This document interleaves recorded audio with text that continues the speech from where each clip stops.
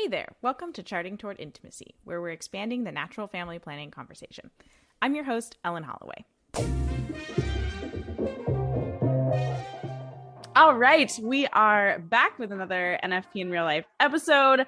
And what are we talking about today, Kathleen? Today, we are talking about chastity in marriage. Oh my goodness. It's a thing. It is a thing. Mm-hmm. Oh my gosh. Can I start by defining what chastity means to the world? And I would love for you to do that. Like, I'm just going to rip it to shreds. So I this morning just typed into Google chastity, and this is what came up. And it's a terrible, I'm just going to precursor this. It's a terrible definition.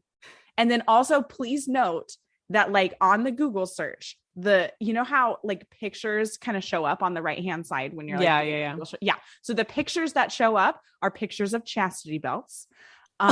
Just throwing that out there. Like this is the context of this definition. Chastity, noun, the state or practice of refraining from extramarital or especially from all sexual intercourse. Isn't that terrible? It's pretty bad. Yeah. That's such a bad definition. I mean, does it cover the basics? Yeah, I guess so. But like, there's not little. Even really. Like it says, especially refraining from all sexual intercourse. That's not chastity. Like that's called abstinence. Yeah. Like, can I throw something out here? We're gonna be throwing a lot of catechism, or I'm gonna be throwing a lot of catechism at you this morning. But there's just a quick quote I'm gonna throw out before we like really jump into the definition. The catechism, it is written in the catechism that the sexual relationship is demanded by the moral order in marriage. Mm-hmm. Okay. So chastity does not mean not having sex. Very true. Yeah. That is a really important thing to start this episode with. Just leave it to the catechism to just truth bomb on all our definitions and all that kind of stuff, you know? Oh my gosh. Like I cracked open the catechism. I'm going to be honest, like 40 minutes ago, I was not prepared for this episode at all. And I was like, where do I start? Where should I start to prepare for this episode about chastity? And I went to my bookshelf and I pulled off 4 books. I pulled the Catechism, I pulled Love and Responsibility, I pulled Theology of the Body, and I pulled the Bible off. And I was like, how much can I get from all of this? I have 40 minutes. Where's going to be the best part to start? And the only book that I'm going to read from is the Catechism, because that's so all I was able to get through. Now, I think in the future, we could do another episode on chastity after I've dived into like the other books that I pulled off. Oh, I'm sure we could do like a 5-hour-long episode on chastity after you've dove into all those other books. But for now, I'm sticking to the Catechism because it literally blew my mind when I started like reading into this. So I just want to start because the Catechism has a great kind of like intro definition. Yeah. And then we can just kind of jump into like some of your personal experience and stuff, Kathleen. Yeah. So this is paragraph 2337. And it's the section title is the vocation to chastity, which I love that. The vocation. Chastity. Yeah. Like that. Oh, what a beautiful, that puts a totally different perspective on it. Right. Yeah. So chastity means the successful integration of sexuality within the person and thus the inner unity of man in his bodily and spiritual being. Sexuality in which man's belonging to the bodily and biological world is expressed becomes personal and truly human when it is integrated into the relationship of one person to another in the complete and lifelong mutual gift of a man and a woman. Mic drop. So the Catechism is basically saying that like chastity is truly lived out in marriage. Yeah. And I think a lot of times we think of chastity as something you need before marriage, or exactly. something you need like if you're a celibate like priest or sister or just a consecrated virgin. Like, I think a lot of times, like, that's where our chastity radar goes, is we're like, oh, that's a not marriage thing. Yeah. But the Catechism actually says it's really mostly fully lived out within a marriage. Like, That's whoa, so interesting. Yeah. shut the front door. Yeah, exactly. Well, and that leads into like a lot of the thoughts that I have on it.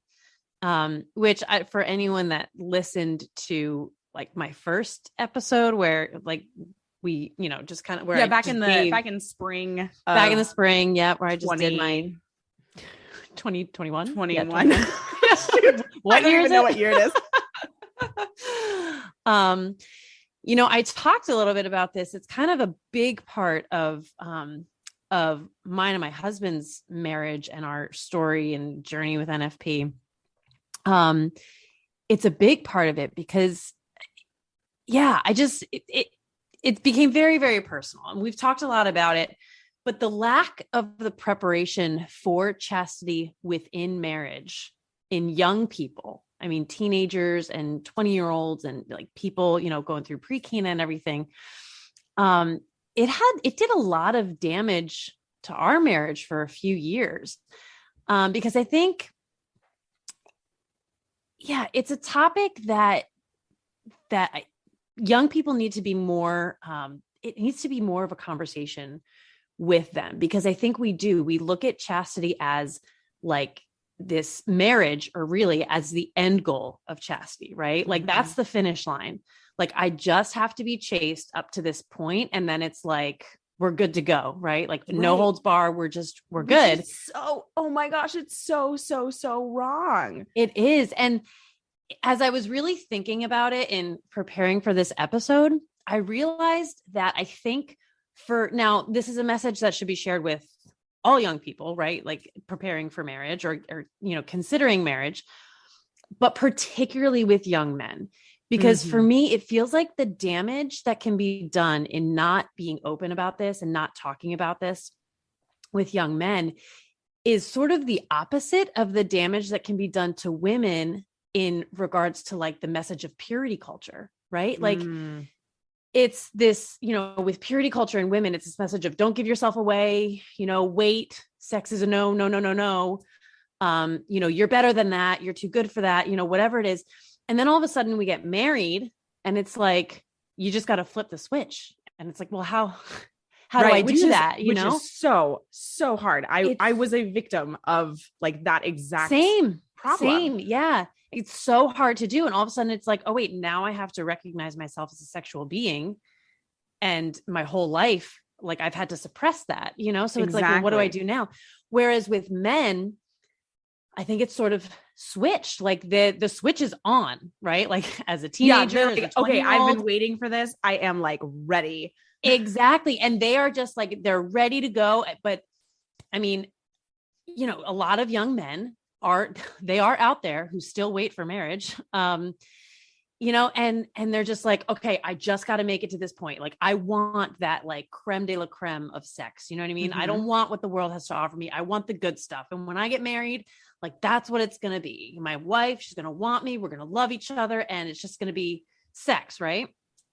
But then all of a sudden, same thing. You get to that point, you have no real understanding of the context of married sex and everything that goes on in NFP and all this kind of stuff. If you are a couple that practices NFP, and then, you get there and it's just like, wait a minute, this is not what I thought it was going to be. Yeah. And it builds a lot of resentment. And I would argue that a lot of that comes from the incorrect, like the practice of something that isn't actually chastity. Yes. But we think it's chastity. And so like, if we go back to what I read, like sexuality, chastity is the successful integration of sexuality within the person. And it's the inner unity of man in his bodily and spiritual being. And I think like when chastity is approached like that Google search definition gave me, right, it's just approached as a suppression.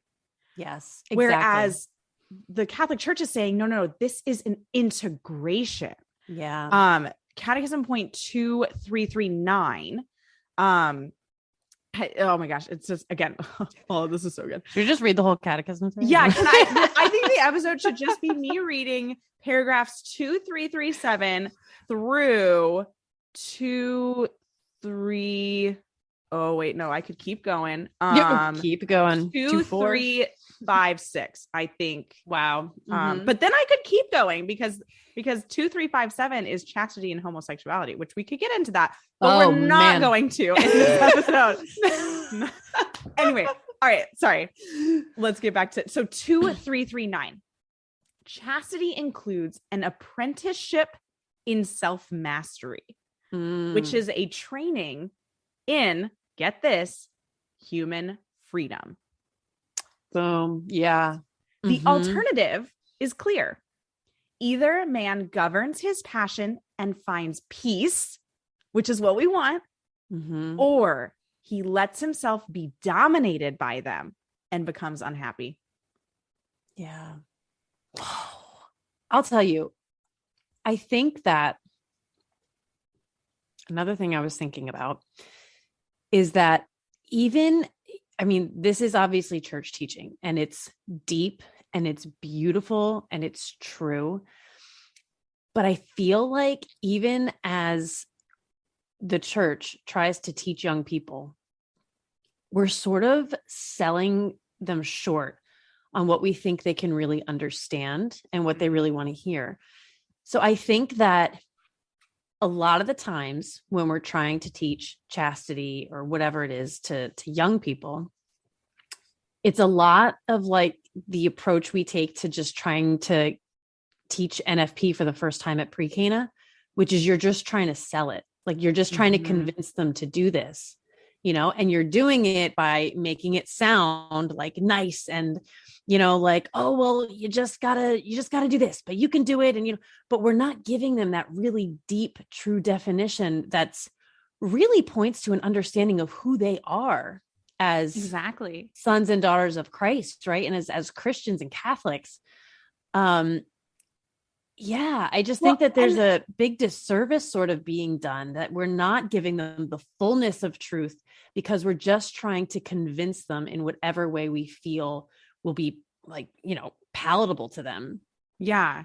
Well, you bring up such a good point right here. But like, Kathleen, you and I were talking right before we started recording, we were talking about the catechism itself and how, like, when I first thought of the catechism, I was like, oh my gosh, there's no way I could read the catechism because it's just this big, huge book of like hofty or whatever that word is, lofty, highfalutin, lofty language that like, there's no way I could understand it. But as I have begun to like read sections of the catechism and actually use it as kind of like let me like look in the index for this word and then have my mind blown about it in like 30 minutes while I read it, which is what happened this morning. That's exactly what happened. I am realizing that the catechism is it's written in layman's terms. It is not like this lofty, hard to understand. You need to have a dictionary next to you while you're reading it. Like that's some of the writings of like the church fathers. Like, and that's for a different kind of, reader. Right. Yeah. But the catechism, I think we really can encourage our young people to crack open the catechism, and we can show them, and we can read these parts to them and have a great discussion. Like I would argue that any high schooler could have a discussion about, like, I'm going to read another quote here. Man's dignity therefore requires him to act out of consciousness and free choice, as moved and drawn in a personal way from within, and not by blind impulses in himself or by mere external constraint. Okay, yeah, it's a little bit old school language there, right? Like it's a little bit, tiny bit lofty, but it's not beyond them at all. I don't think so.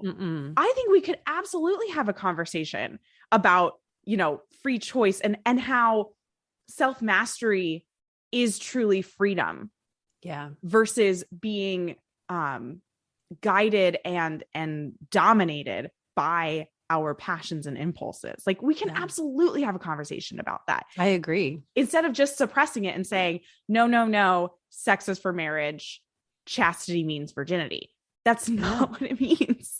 No. And I think that, I mean, I even look back, you know, I don't know. I look back to when I was in high school, and we weren't given that, you know, beautiful, you know, definition from the Catechism of chastity. We were given the, you know, you rip pieces of your heart and give it away to this person. You rip a piece of this. My gosh, did you do that heart activity too? Yes. Like, I think that's what I'm saying. Like, everybody had did like this a red really piece of heart that I like ripped just apart. like a paper heart, and they'd rip a piece off and give it to somebody, and rip a piece off and give it to somebody. Right. And I also did the water balloon thing where you like poke a hole in the water balloon and like a little bit of water comes out and like your heart is like deflated each time that you like give yourself away. We never did that one. No. Yeah. But then like Jesus and chastity are the band-aids that like, but like your heart's never going to be whole again. See, like, isn't that terrible? And it's terrible. That's a terrible message. It, you know, and that's what I'm saying is I think that coming, I don't know, into, you know, 2022 and this new, I think that our generation, honestly, you know, in our late 20s, early 30s, we probably have seen that, like, we were not taught these things in the best way. And we would have benefited if it were taught to us really like more grounded in honest truth and things like the Catechism, you know what I mean? And so now it's kind of our job to take that to the next generation, to take those things that we feel like we were sort of deprived, and in ways that we realize we've struggled, like my husband and I, you know, again, we really struggled with resentment, because and you can go back and listen to my original episode where I kind of go into it, but his whole thing was, I believed what I was told when I was told that married sex is the creme de la creme and that it's worth holding out for. Which that is true. That is it absolutely is true. It absolutely is true. And that's the thing. None of this is not true. It's just like it's just base. Like, it's not getting into the depth and the real meaning of it all, right? Of what you're talking about with human dignity and the vocation to it, right? Like, it is a calling to chastity, and it's not going to be a calling for everybody for their entire lives, right? In marriages where we practice NFP, it's a calling for like a week and a half, 2 weeks. You know what I mean? Well, but actually I'm going to get you on that. Well, okay. Let me throw this Catechism 2348. Oh, shoot. All the baptized are called to chastity. Well, okay. And of course, but you know, I mean, chastity is even really just being faithful, right? It's to your spouse, right? Like, that's chastity as well. But you know, in terms of like, if we're looking at it as like an abstinence piece of chastity. Sure. Okay. Right? So if we're talking abstinence, cause I'm gonna like, once let's switch out chastity for abstinence and what you're about to say. Yes. Cause I want to come back at you with, well, like, I'm not fighting you, but like, I'm gonna you share can fight me, bro. We can take this outside. This morning. Good thing we're on a Zoom call and not sitting next to each other. All right. So yeah, go ahead. Continue what you're saying.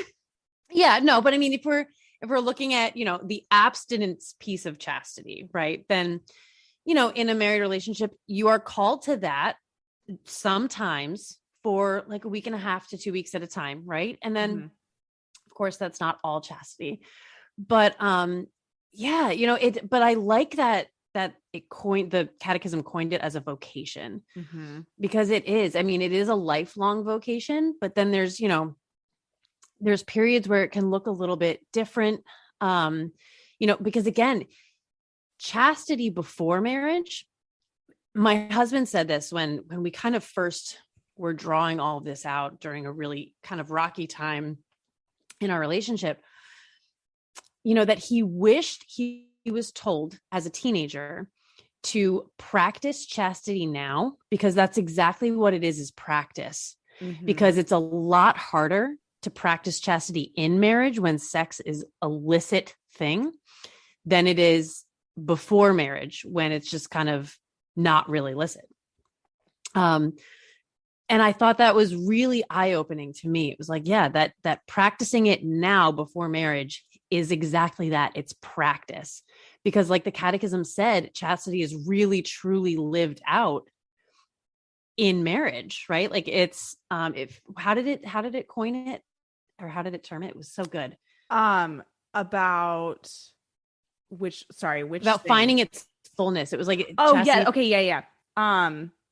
So chastity means the successful integration of sexuality within the person, and thus the inner unity of man. Oh wait, this is not the part you were asking about. I'm sorry.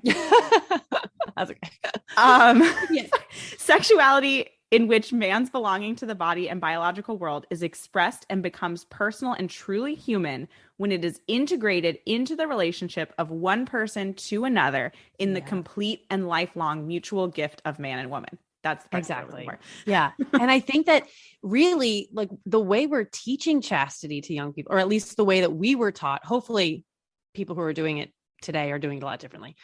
And if they're not, like, we need to step up.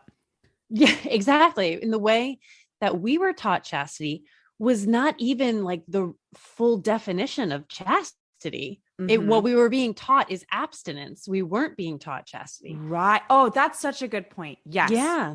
And so we were trying to be convinced of abstinence and not taught true chastity. Oh man. Yeah. Yeah. Yeah. Let's bring this now back into kind of the context of marriage and like NFP. So you talked about like abstinence. And again, I think a lot of times we think of chastity, as abstinence. Like, oh, we only have to be chaste during like the time that we have to be abstinent. And look, I just did it like 5 minutes ago, right? Exactly. And it's so ingrained in our culture. Like, I don't blame you for saying it like that, because it's so ingrained. But that is not what the church teaches. That chastity is something we always have to practice. Here's another quote from the Catechism. This is this is actually a quote from St. Ambrose that's like quoted in the Catechism. There are 3 forms of the virtue of chastity. The first is that of spouses. The second is that of widows. And the third is that of virgins. We do not praise any one of them to the exclusion of others, except unfortunately we do. Unfortunately, we praise that of virgins. Yeah. Unfortunately. Sorry, St. Ambrose, we have failed you. And then he goes on to say, this is what makes for the richness of the discipline of the church. Woo. But okay, so here's another one. So chastity is a moral virtue. Sorry, this is 2, 3, 4, 5. Chastity is a moral virtue. It is also a gift from God, a grace, a fruit of spiritual effort. And then also, sorry, again, like my mind was blown. This is from a totally different section of the Catechism. This is point 1839. The moral virtue. So it said chastity is a moral virtue. The moral virtues grow through education, deliberate acts, and perseverance in struggle. Yes. And divine grace purifies and elevates them. So chastity is not meant to be something that we just learn. And actually that's another point. I'm not sure if I'm going to find it in there, but somewhere in what I read this morning, it's like, chastity is not something that's just attained and then like, check, I am chaste. It is something that you are constantly striving for. And again, if we go back to like what I was saying at the beginning, towards the beginning, like it's about overcoming our passions and gaining freedom. Also 2, 3, 4, 4, chastity presupposes the respect for the rights of the person. So when we are being chaste in our marital relationship, we are presupposing the rights, the dignity of our spouse. Offenses against chastity. So this is kind of a section after it nicely defines chastity for us. Offenses against chastity. The first one they list, point 2351, is lust. Lust is a disordered desire or an inornate enjoyment of sexual pleasure. But lust is a disordered desire, and we can absolutely lust over our spouse. Yes. And we can really do that, I think, during the times of abstinence, but I think we can do it anytime, right? Yeah. And we can put sex on this like pedestal that like like that pleasure of sex is what I want. But truly, that sexual union is that full gift of myself to my spouse. Yeah. Like without expecting to get anything back. Right. Yeah. Now, in a perfect and good and true sexual union, you are going to get something back and it's going to be fantastic. But you're supposed to go into that sexual encounter with your spouse. Please.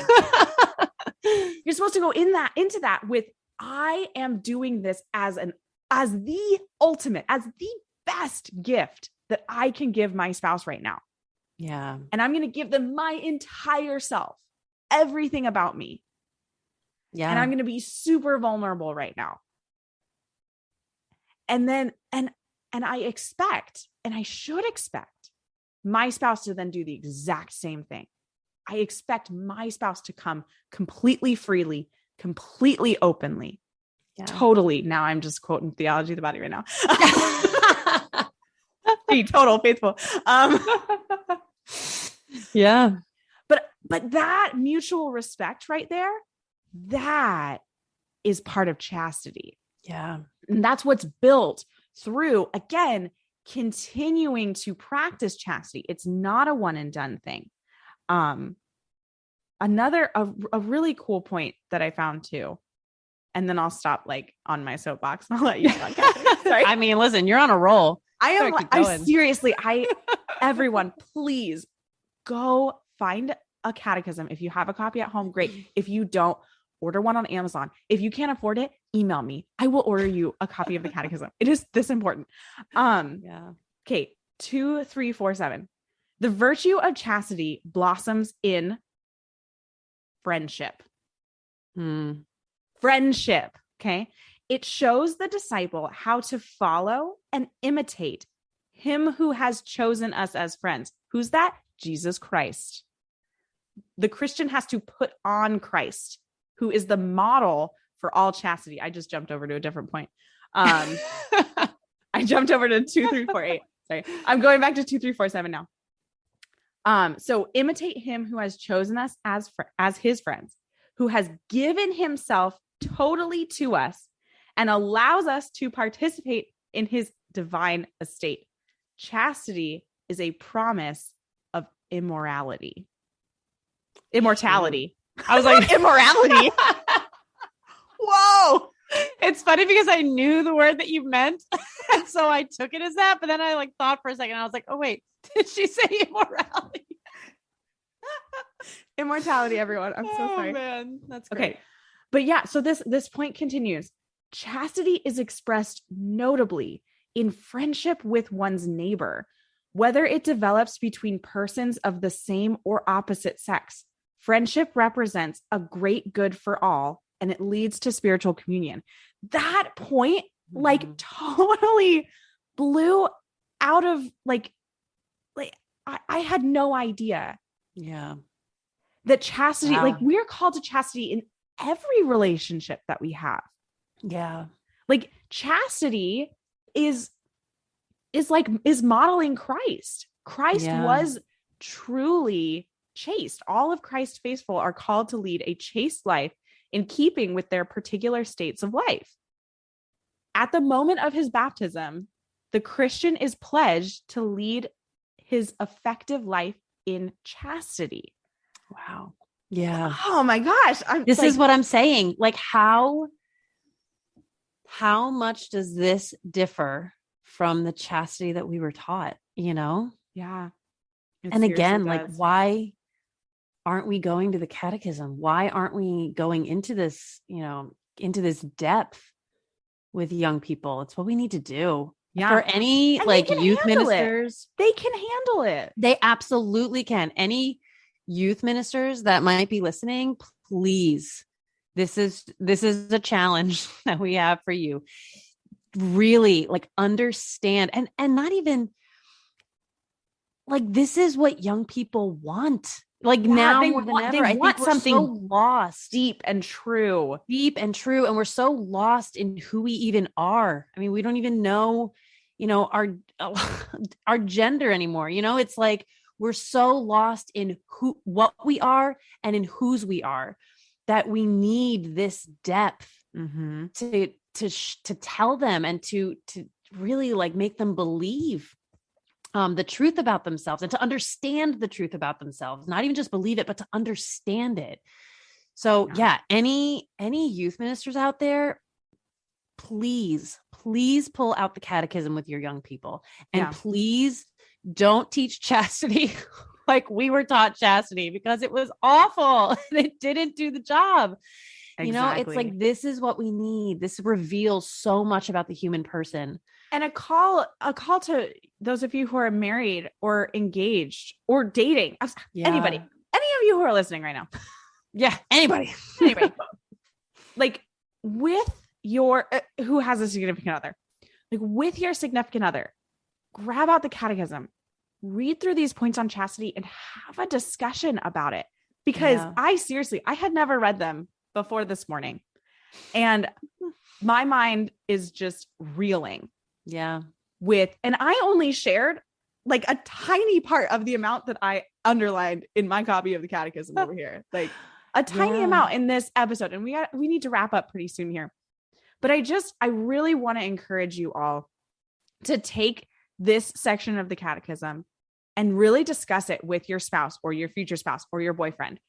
And just like come to that understanding together of what truly the church teaches as chastity. And don't be afraid to admit that what you thought chastity was before you read these points in the catechism was totally wrong, because I will admit that right now. 100%. And so, just don't. This could be a great phase 2 date night idea. Ooh, fabulous. Right? Yeah. Right. Pull out the catechism, a bottle of wine if you want to. If it's too tempting, then maybe don't. But and the catechism, and really read through this together. I mean, honestly, that could be a really cool thing. It really could. Yeah. I think I'm going to do this with my husband in a couple of days. Like seriously, I'm pregnant, so we got a while before phase 2, but well, I'm postpartum. So like we basically have perpetual phase 2. So there you go. Exactly. It's a good time. Yeah. Oh man. Kathleen, did you want to mention anything else like before we? No, I think the catechism. The catechism. Really, it was not me. It was the catechism. Yeah. It really, catechism brought it today. Laid the groundwork today. Yeah. It brought the hard truths and did the job. Fabulous. All right. Yeah. Well, be sure to follow us on Instagram if you aren't already. If you have questions or comments, or seriously, if you can't afford a copy of the catechism, email me. I will make it happen. I'll cover a copy too. Yeah. I can't not cover a copy after you offer to cover a copy. All right. We will see you next time. Bye, guys.